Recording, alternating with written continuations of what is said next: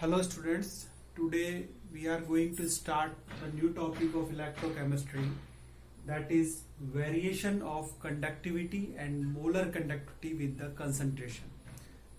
When we change the concentration, how the conductivity and molar conductivity of a electrolyte is changes. First we take the conductivity. Actually, what is the conductivity? Conductivity is the conductance of a solution of 1 centimetre cube. अगर हमारे पास 1 centimetre cube electrolyte है, उसकी जो conductance होती है उसको हम conductivity या स्पेसिफिक कंडक्टेंस कहते हैं. अब देखिए इसमें क्या है, 1 सेंटीमीटर क्यूब एक वॉल्यूम हो गया. इस वॉल्यूम वाले इलेक्ट्रोलाइट की जो कंडक्टिविटी होगी उसको हम बोलेंगे कंडक्टिविटी. अब इसमें चेंज कैसे हो रहा है? अगर हम देखिए चेंज क्या करना है, कंसंट्रेशन को डाइल्यूट करते हैं. ऑन डाइल्यूशन, अब देखिए डाइल्यूशन पे क्या होगा, जैसे जैसे हम डाइल्यूशन बढ़ाएंगे, डाइल्यूशन इंक्रीजेस, कंडक्टिविटी डिक्रीजेस. जैसे जैसे हम डाइल्यूशन को बढ़ाएंगे वैसे वैसे उसकी कंडक्टिविटी क्या करेगी, डिक्रीज करेगी. उसका रीजन क्या है? देखिए हमारे पास 1 सेंटीमीटर की वॉल्यूम है और इसमें क्या है कि इसकी कंडक्टिविटी है, यानी इसमें आयन फिक्स है. जैसे जैसे हम इसका डाइल्यूशन करेंगे, यानी इसमें सॉल्वेंट और मिलाएंगे, तो पर यूनिट एरिया उसकी जो नंबर ऑफ आयन है वो कम हो जाएंगे, क्योंकि वॉल्यूम सॉल्वेंट पर बढ़ जाएगा लेकिन नंबर ऑफ आयन सेम रहेंगे. तो इसलिए उसकी और जो कंडक्टिविटी है उसके लिए आयन रेस्पॉन्सिबल होते हैं. तो नंबर ऑफ आयन कम हो रहे हैं इस एरिया में, इसलिए इसकी कंडक्टिविटी क्या हो जाएगी, डिक्रीज. तो हम कह सकते हैं कि जैसे जैसे डाइल्यूशन बढ़ता है वैसे वैसे कंडक्टिविटी डिक्रीज होती है. अब दूसरी बात यह है, ये फर्स्ट हमारा फैक्टर हो गया. नंबर 2 है मोलर कंडक्टिविटी. देखिए यहां पर हमने कहा था 1 सेंटीमीटर क्यूब वॉल्यूम हमारे पास इलेक्ट्रोलाइट है और उसकी कंडक्टिविटी हम देख रहे थे, उसको हम कंडक्टिविटी कहते हैं. मोलर कंडक्टिविटी क्या है कि वॉल्यूम तो इतना ही है लेकिन उसमें जो इलेक्ट्रोलाइट घुला हुआ है, डिसॉल्व है, वो कितना है, 1 मोल है. अगर 1 मोल इलेक्ट्रोलाइट है हमारे पास तो उसकी जो कंडक्टिविटी होती है उसको हम बोलते हैं मोलर कंडक्टिविटी. अब बात यह है कि इस पे हमको देखना है कि अगर हम डाइल्यूट करेंगे, हमारे पास एक कंसंट्रेशन है और उसमें हम सॉल्वेंट ऐड कर रहे हैं, तो जिससे क्या है वो धीरे धीरे डाइल्यूट हो जा रहा है. तो डाइल्यूशन करने पर मोलर कंडक्टिविटी पर क्या इफेक्ट पड़ता है? तो मोलर कंडक्टिविटी जो होती है, मोलर कंडक्टिविटी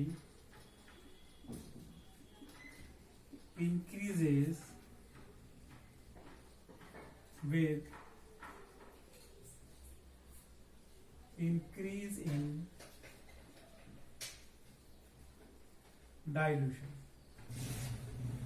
जैसे जैसे हम डाइल्यूशन बढ़ाएंगे वैसे वैसे मोलर कंडक्टिविटी इंक्रीज करेगी. अब देखिए इसका देख लेते हैं कैसे, कि हम जानते हैं कि इसका जो फॉर्मूला है मोलर कंडक्टिविटी का, वो हमने निकाला था lambda M is equal to kappa we.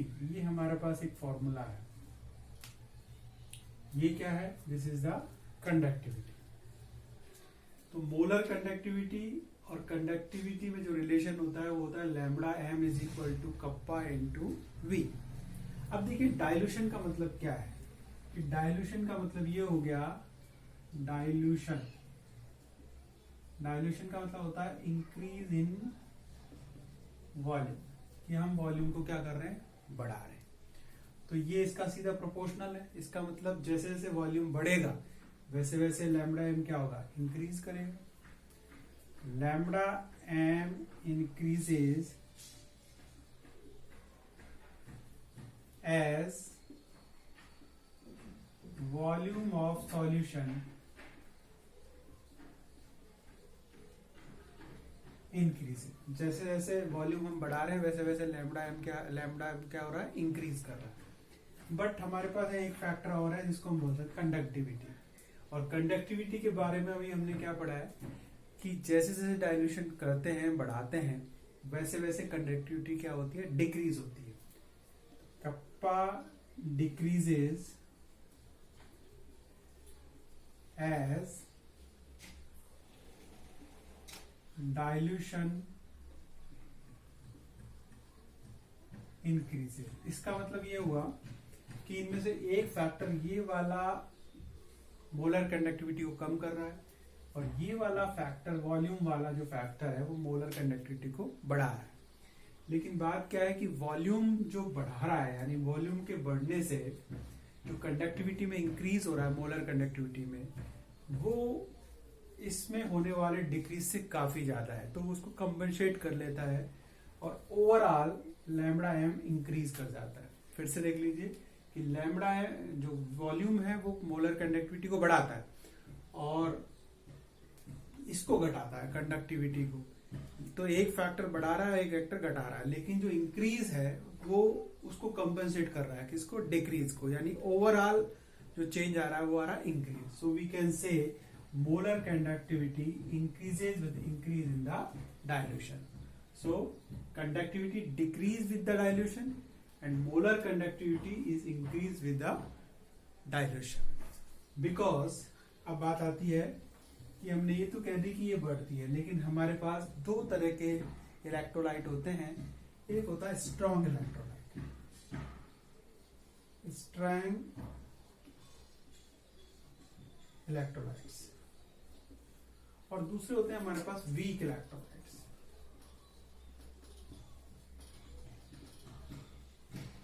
दो तरह के इलेक्ट्रोलाइट्स होते हैं। अब हमने जनरल बात कही कि जनरली तो बढ़ेगा, लेकिन क्या दोनों के लिए एक ही जैसा होगा, ये हमको देखना है। देखिए इसके लिए स्ट्रॉन्ग, पहले हम देख लेते हैं स्ट्रॉन्ग इलेक्ट्रोलाइट्स के लिए।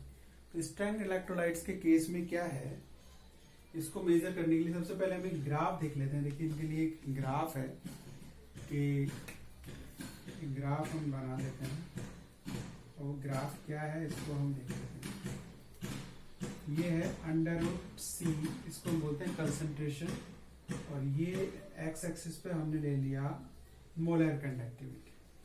तो हमारे पास जब हम इसको इस तरह से लेंगे, यानी दोनों ग्राफ खींचेंगे, तो दो तरह के इलेक्ट्रोलाइट है हमारे पास, एक है स्ट्रॉन्ग इलेक्ट्रोलाइट और एक है वीक इलेक्ट्रोलाइट।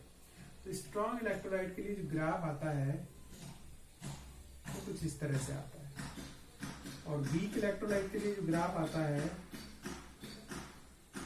वो कुछ इस तरह से आता है। दिस इज स्ट्रॉन्ग, ये है वीक। ये दो तरह के इलेक्ट्रोलाइट हमारे पास हो गए। लैम्बडा एम और कंसंट्रेशन में हमने ग्राफ खींचा। तो देखिए दो बातें, पहले हम कंपैरिजन करते हैं। ये लैम्बडा एम को दिखा रहा है ये एक्सिस, और ये एक्सिस दिखा रहा है कंसंट्रेशन को। तो अगर हम एक कंपैरिजन करें तो हमें दिख रहा है कि स्ट्रॉन्ग इलेक्ट्रोलाइट की जो मोलर कंडक्टिविटी है वो इन जनरल वीक इलेक्ट्रोलाइट से ज्यादा होती है। उसका रीजन हम क्या दे सकते हैं, क्योंकि यहाँ पर 100% स्ट्रॉन्ग इलेक्ट्रोलाइट का मतलब आयनाइजेशन 100% होता है, और आयन ज्यादा होते हैं, तो इसके लिए उसकी मोलर कंडक्टिविटी ज्यादा होती है। बट हम यहाँ क्या देख रहे हैं, यहाँ हम फैक्टर देख रहे हैं कि कैसे डाइल्यूशन बढ़ाने पर, यानी जैसे जैसे हम कंसंट्रेशन कम करेंगे, जीरो को अप्रोच करेंगे, तो उसमें चेंज कैसे आ रहा है। तो इसके लिए देखिए, इसके लिए हमें एक इसको और थोड़ा सा ऊपर हम बना लेते हैं, इधर बना लेते हैं। इसके लिए एक रिलेशन दिया डेबाई हकल ने, और वो रिलेशन क्या है, देखिए lambda M is equal to lambda m naught, lambda m is equal to lambda m naught minus a under root c। ये एक इक्वेशन है जिसको डेबाई हकल ओन सागर इक्वेशन कहते हैं। इसके अकॉर्डिंग हम स्ट्रॉन्ग इलेक्ट्रोलाइट की मोलर कंडक्टिविटी का कंसंट्रेशन के साथ जो चेंज है उससे उसको बता सकते हैं। देखिए this is y, this is mx and this is c। ये हमारी इक्वेशन हो गई। तो y एक्सिस पर हम ले रहे हैं लैम्बडा m को, एक्स एक्सिस पे हम ले रहे हैं कंसंट्रेशन को, this is M and this is C. तो लैम्बडा, अगर देखिए हम इसको क्या करेंगे, अगर हम इसको थोड़ा सा एक्स्ट्रा प्लॉट करें तो ये वाई एक्सिस पर एक पॉइंट को टच करेगी और इस पॉइंट को, इसका मतलब यहाँ कंसंट्रेशन क्या हो गया, 0। इस कंडीशन को बोलते हैं इनफाइनाइट डाइल्यूशन, कि बहुत ज्यादा डाइल्यूशन हो गया है। तो इस पर जो हमें कंडक्टेंस मिलेंगी उसको हम लिखेंगे लैम्बडा एम नॉट, जिसको हम बोलते हैं lambda M not is known as the limiting molar conductivity. This is known as the limiting molar conductivity.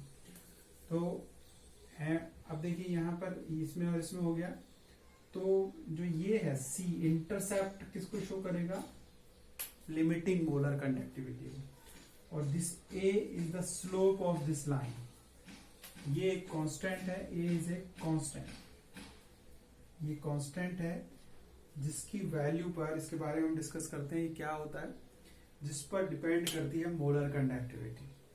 अब देखिए ये तो हमें क्लियर हो ही गया। अब बात ये है कि कौन से फैक्टर हैं, ये क्यों चेंज हो रही है। अब एक चीज और देख रहे हैं हम यहाँ कि स्ट्रॉन्ग इलेक्ट्रोलाइट के लिए जो इंक्रीज है वो रिलेटिव इंक्रीज, यहाँ देखिए वीक इलेक्ट्रोलाइट के इंक्रीज बहुत तेजी से हो रहा है जैसे जैसे डाइल्यूशन बढ़ता जा रहा है, जबकि यहाँ धीरे धीरे हो रहा है। ठीक है, तो अब बात ये है कि इस इंक्रीज को हम कैसे समझा सकते हैं, ऐसे कौन से फैक्टर है जिनकी वजह से ऐसा हो रहा है। देखिए जो स्ट्रॉन्ग इलेक्ट्रोलाइट होता है, स्ट्रॉन्ग इलेक्ट्रोलाइट का मतलब आयनाइजेशन तो 100% है, लेकिन उसमें जो आयंस बनते हैं उनके बीच में अट्रैक्शन होता है, यानी वो एक दूसरे को पकड़ के रखते हैं। इंटर आयनिक अट्रैक्शन होता है जिससे कि वो उसको पकड़ के रखते हैं। तो पकड़ के रखते हैं तो कंडक्टिविटी होती है मोशन की वजह से। आयनाइजेशन हो गया लेकिन उनका मोशन नहीं है, तो मोशन नहीं है इसलिए उसकी कंडक्टिविटी को इफेक्ट करेंगे वो।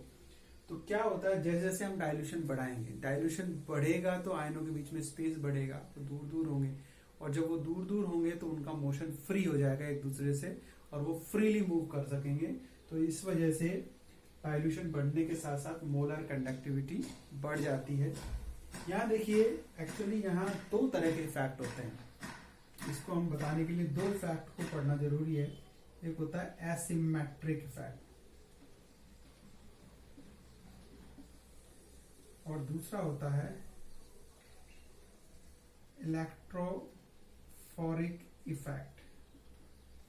ये दो इफेक्ट हैं जिनकी वजह से हम इसके चेंज को बता सकते हैं। देखिए एसिमेट्रिक इफेक्ट क्या है, सबसे पहले इसको समझने के लिए डेबाय हकल ने एक आयनिक स्फीयर का कंसेप्ट दिया, और आयनिक स्फीयर का कंसेप्ट क्या है कि जैसे ही हम इलेक्ट्रोलाइट को डालते हैं किसी सॉल्वेंट में तो वो आयन में डिसोसिएट हो जाता है, और एक आयन, सपोज एक पॉजिटिव आयन है, तो वो चारों तरफ से एक नेगेटिव आयन से घिर जाएगा। वहां इस तरह का सेटलमेंट होता है कि एक पॉजिटिव आयन के चारों तरफ कौन जमा हो जाते हैं, नेगेटिव आयन। तो ये एक एटमॉस्फेयर, इसको बोलते हैं आयनिक एटमॉस्फेयर। तो ये एक सिमेट्रिक स्ट्रक्चर है। अब ये तो हो गया डिसोसिएशन अरेंजमेंट इसका, लेकिन कंडक्टिविटी का मतलब क्या है, जब आप उस पर इलेक्ट्रिक फील्ड लगाओगे तो आयन मूव करना शुरू करेंगे। तो हम जैसे ही इस पे कोई करंट लगाएंगे, तो करंट लगाएंगे, suppose here is minus and here is plus, तो होगा क्या, देखिए करंट लगाने पर ये पॉजिटिव आयन इधर भागने की कोशिश करेगा। जब ये इधर भागेगा तो इसकी जो सिमेट्री है ना, ये डिस्टर्ब हो जाएगी। डिस्टर्ब हो जाएगी, कैसे हो जाएगी, ये डिस्टर्ब हो जाएगी कि पॉजिटिव एक तरफ हो जाएगा और ये नेगेटिव इस तरह की तरफ, इसको पीछे की तरफ खींचेंगे। तो ये तो हो क्या रहा है कि यहाँ आयन के फ्लो में ये एसिमेट्री रुकावट पैदा कर रही है। ठीक है, तो आयन के एसिमेट्रिक, तो इस वजह से जब कंसंट्रेट सॉल्यूशन होता है तो कंडक्टेंस कम होती है। अब दूसरा है इलेक्ट्रोफोरिक इफेक्ट, यानी कि जैसे जैसे हम डाइल्यूशन करेंगे एसिमेट्रिक इफेक्ट क्या हो जाएगा, कम हो जाएगा, और एसिमेट्रिक इफेक्ट कम होगा तो मोलर कंडक्टिविटी इंक्रीज करेगी। दूसरा एक और इलेक्ट्रोफोरिक इफेक्ट। इलेक्ट्रोफोरिक इफेक्ट क्या होता है कि जैसे ही हम इलेक्ट्रोलाइट डालते हैं तो इलेक्ट्रोलाइट डालते ही जो सॉल्वेंट का है वो सॉल्वेटेड हो जाता है, सॉल्वेंट का आयरन से सराउंडेड हो जाता है। तो सेम सिचुएशन वही आती है कि आयन जो है वो सॉल्वेंट मॉलिक्यूल के चारों तरफ से गिर जाता है, और जैसे ही हम फील्ड लगाते हैं तो मोशन अपोजिट डायरेक्शन में होता है। आयन का एक डायरेक्शन में होता है और सॉल्वेंट मॉलिक्यूल उसको रोकते हैं, तो इसको बोलते हैं इलेक्ट्रोफोरिक इफेक्ट। तो सीधी बात हम ये कह सकते हैं कि जैसे जैसे डाइल्यूशन बढ़ता है वैसे वैसे एसिमेट्रिक इफेक्ट और इलेक्ट्रोफोरिक इफेक्ट कम हो जाते हैं, जिसकी वजह से इसकी मोलर कंडक्टिविटी बढ़ जाती है। अब ये जो कांस्टेंट है ये एक्चुअली इस इफेक्ट को दिखाता है। ये कांस्टेंट है, ये किस किस बात पे डिपेंड करता है? ये डिपेंड करता है विस्कोसिटी ऑफ द सॉल्यूशन। अगर सॉल्यूशन विस्कस है उस पर डिपेंड करता है, और इलेक्ट्रोलाइट्स के आयन पे। जैसे हमारे पास NaCl है तो ये 1 आयन का सेट है, CaCl2 है तो ये 1 आयन का सेट है। तो इनके लिए इसकी वैल्यू फिक्स होती है एक पर्टिकुलर सेट के। 1 टाइप के लिए अलग होती है, 1 के लिए अलग होती है, इसी तरह 2 के लिए अलग होती है। तो उसकी वैल्यू पुट कर हम लैम्डा एम की वैल्यू निकाल सकते हैं, और इस ग्राफ से हम लैम्डा एम यानी limiting molar conductivity for strong electrolyte भी डिटरमाइन कर सकते हैं। अब बात हम करते हैं, दूसरा हमारा है वीक इलेक्ट्रोलाइट का केस। अब देखिए वीक इलेक्ट्रोलाइट के केस में क्या हो रहा है, वीक इलेक्ट्रोलाइट भी यही कह रहे हैं कि भाई जैसे जैसे डाइल्यूशन बढ़ रहा है वैसे वैसे इसकी कंडक्टिविटी, मोलर कंडक्टिविटी बढ़ रही है, और बहुत तेजी से, स्टेपली, बहुत तेजी से ये बढ़ रही है। In comparison to strong electrolyte ये बहुत तेजी से बढ़ रही है। लेकिन यहाँ एक खास बात हमें समझ में आ रही है कि अगर हम इसको एक्स्ट्रा प्लॉट भी कर दें तो ये कभी भी एक्स एक्सिस को टच नहीं करेगा। इसका मतलब ये हुआ कि हम वीक इलेक्ट्रोलाइट के लिए लैम्बडा एम नॉट को मेजर नहीं कर पा रहे हैं। ठीक है, चलो पहले हम देखते हैं ये बढ़ क्यों रही है। देखिए सीधी सी बात है कि जो वीक इलेक्ट्रोलाइट होता है उसका आयनाइजेशन कम होता है। आयनाइजेशन कम होता है वीक इलेक्ट्रोलाइट, जैसे कि हमने ले लिया CH3COOH है, तो इसमें से आयनिक इक्विलिब्रियम सेट होता है जिसकी वजह से बनेगा CH3COO- और H+। तो ये क्या होता है कि जब कंसंट्रेट होते हैं तो पास में होने पर दोबारा से रिजॉइन कर फिर से इलेक्ट्रोलाइट बना देते हैं। तो जैसे जैसे हम डाइल्यूशन बढ़ाएंगे वैसे वैसे गैप बढ़ेगा, वॉल्यूम बढ़ेगा, और जिससे कि इनका आयनाइजेशन बढ़ता जाता है। यानी कि अगर पहले 10 मॉलिक्यूल आयनाइज हो रहे हैं तो अगर हम इसका डाइल्यूशन बढ़ाएंगे तो फिर 20 हो जाएंगे, फिर 30 हो जाएंगे। इस तरह से लगातार डाइल्यूशन इसका बढ़ता जाएगा, और इनफाइनाइट डाइल्यूशन हम कर देंगे तो बहुत ज्यादा डाइल्यूशन करने पर आयनाइजेशन तो पूरा हो जाएगा लेकिन उसकी जो कंडक्टिविटी है वो बहुत कम होगी, जिसकी वजह से हम उसको मेजर नहीं कर सकते।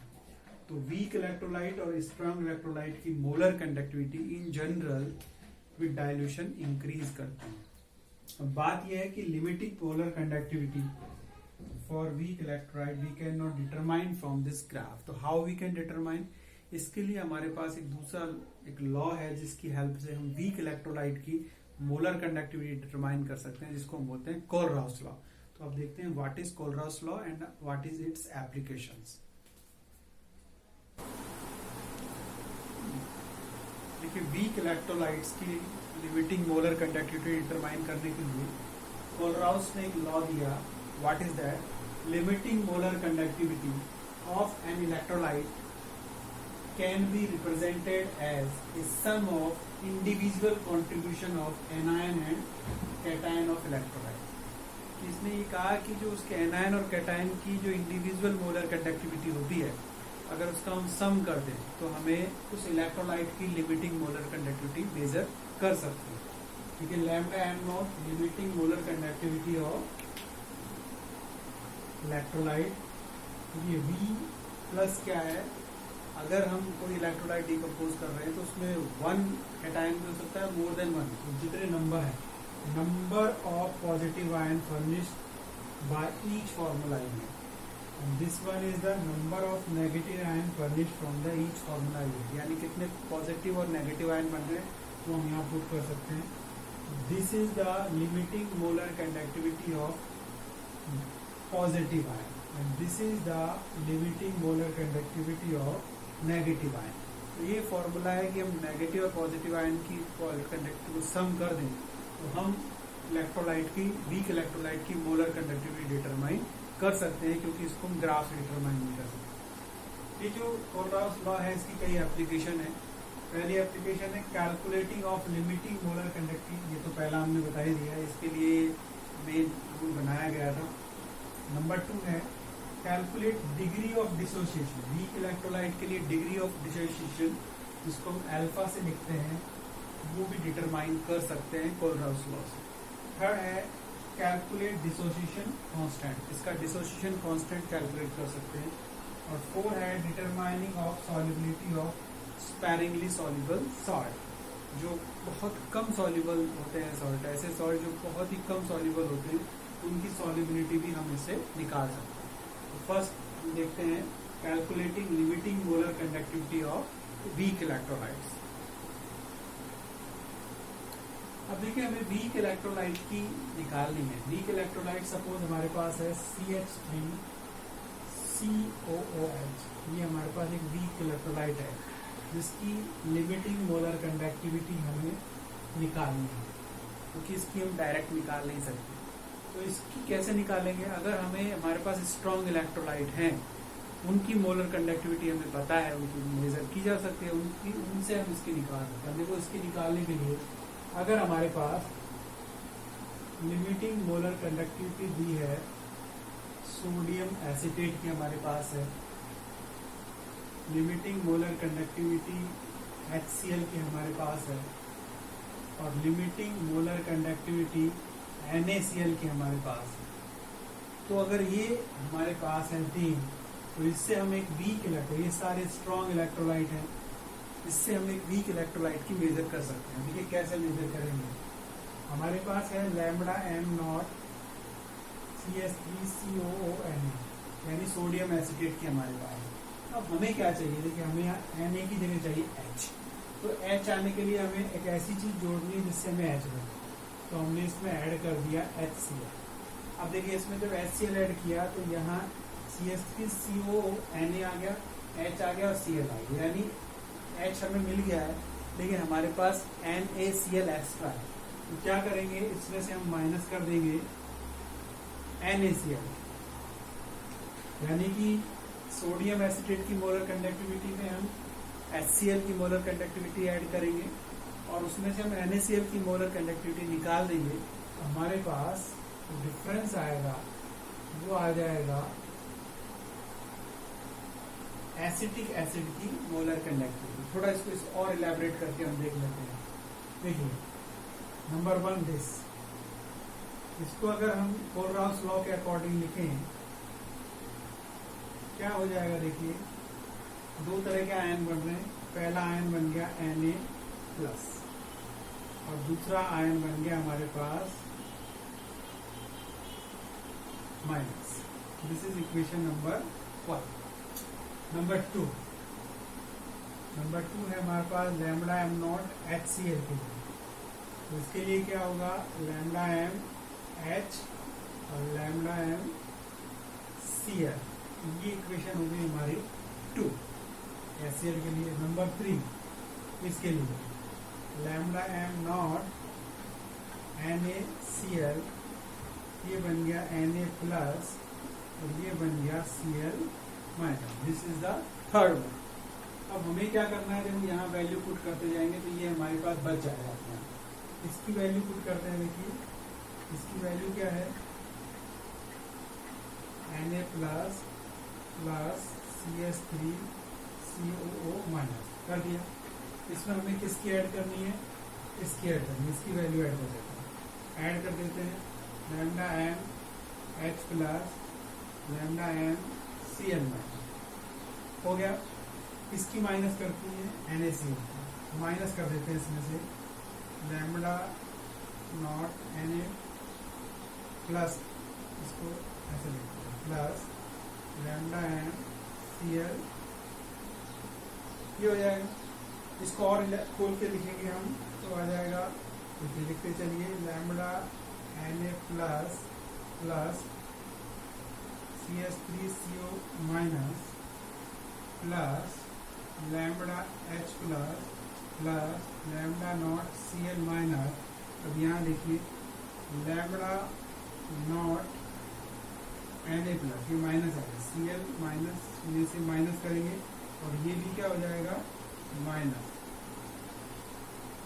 ये हमारे पास हो गया। अब देखिए जो प्लस माइनस है उसको कैंसिल कर देते हैं, ये कैंसिल हो गया इससे, एन ए से एन ए कैंसिल और सी एल से सी एल कैंसिल, क्या बच गया हमारे पास lambda not C S three C O, यानी हमारे पास देखिए इससे मैच कीजिए ये बच गए, तो इन दोनों का जो ऐड होगा that is equal to lambda M C S three C O O H.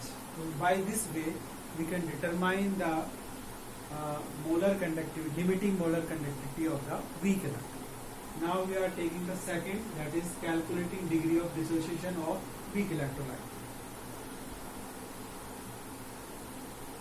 Degree of dissociation, लेकिन होता क्या है, हाँ एक तो होती है molar conductivity, this is not known as the molar conductivity, molar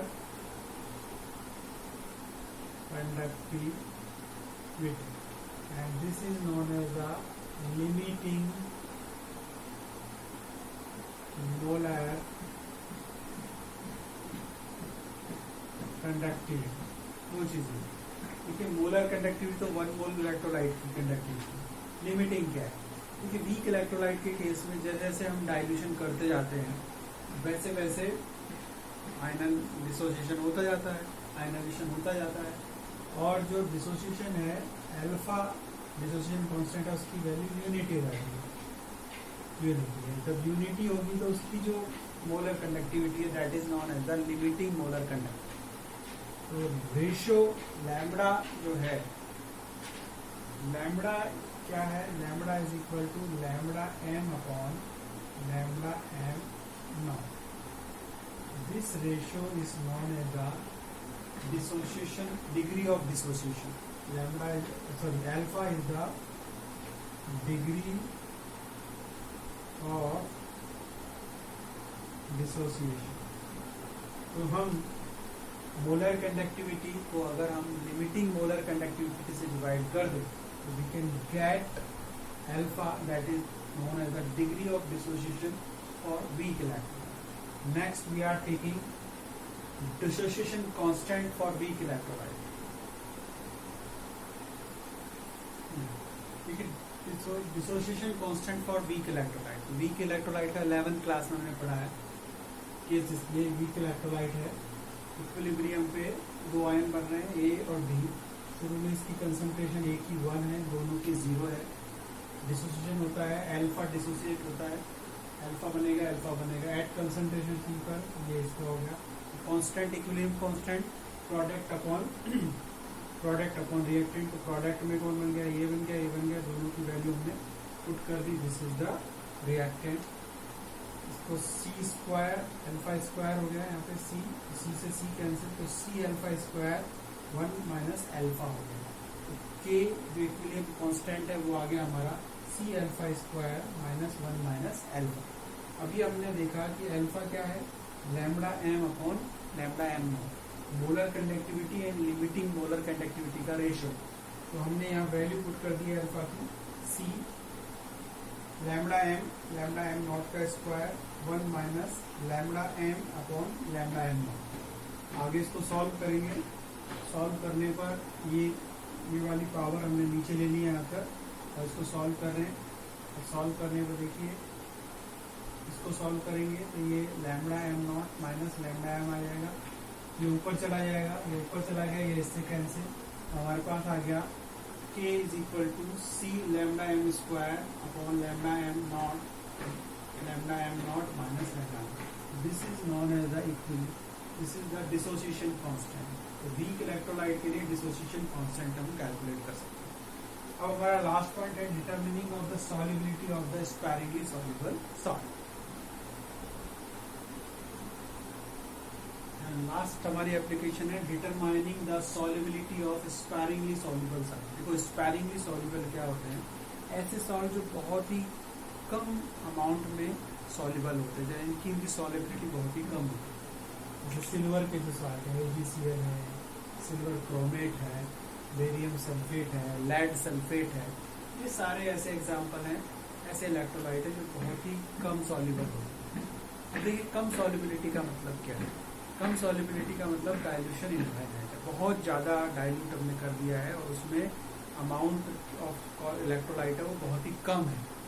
और तो जब इनफाइनाइट डाइल्यूशन की बात करते हैं तो हम मोलर कंडक्टिविटी को बोलेंगे लिमिटिंग मोलर कंडक्टिविटी, और इसका फॉर्मूला होता है lambda m is equal to kappa upon c in term of conductivity concentration. The formula of molar conductivity is this. अब देखिए क्योंकि ये स्पैरिंगली सॉल्युबल साल्ट हैं और जितना भी अमाउंट में जिसका डिजॉल्व होता है वो इसकी सॉल्युबिलिटी कहलाता है। तो सॉल्युबिलिटी एक तरह से कंसंट्रेशन की टर्म है, कंसंट्रेशन मतलब मोलरिटी, कितने 1 लीटर में कितना मोल डिजॉल्व है उसकी मोलरिटी, तो हमने इसको इसकी टर्म में लिख दिया मोलरिटी। तो मोलरिटी पर लीटर, मोलरिटी किस में निकालेंगे? पर लीटर में, इसलिए हमने इसको मल्टीप्लाई कर दिया 1000 से, कि जो भी इसकी मोलरिटी आएगी वो लीटर में आएगी। और जो मोलरिटी है यानी जितना भी वो डिजॉल्व होगा, दिस इज कॉल्ड सॉल्युबिलिटी। तो we can put solubility in place of molarity, and when we are putting the solubility we get the formula for the solubility, and by this way, by this formula we can get the solubility of the sparingly soluble salt. So today we study about the variation of conductivity and molar conductivity with the dilution, and we study about the Kohlraas law, what is Kohlraas law and what is its application. Thank you.